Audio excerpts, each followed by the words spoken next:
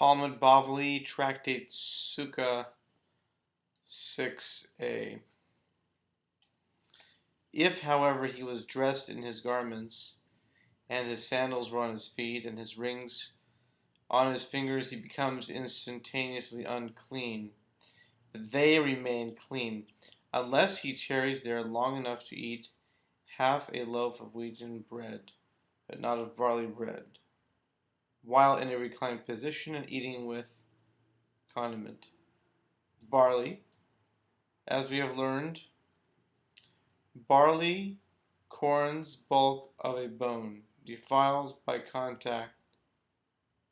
A barley corn's bulk of a bone defiles by contact and by carrying, but not by overshadowing. Vines are an allusion to the fourth part of a log of wine, which is the minimum prohibited to a Nazarite. Fig trees allude to the size of a dry fig, which is the minimum measurement for transgressing the law against the carrying out of food on the Sabbath.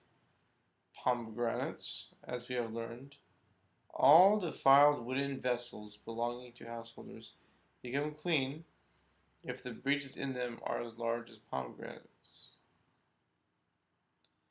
A land of olive trees is an allusion to the land, all of whose standards for permitted and forbidden things is the bulk of an olive. How can it possibly mean all whose minima standards are there, not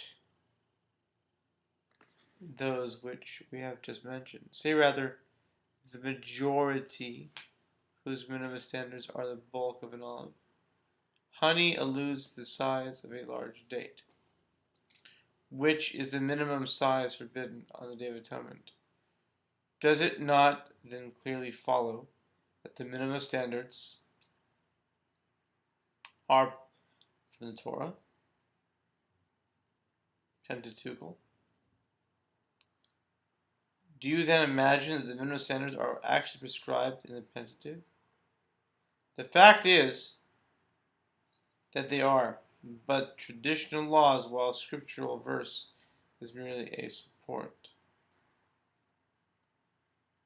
But are not the laws of interposition Pentateuchal, as it is written, and he shall wash his flesh in water, which implies that nothing should interpose between him and the altar.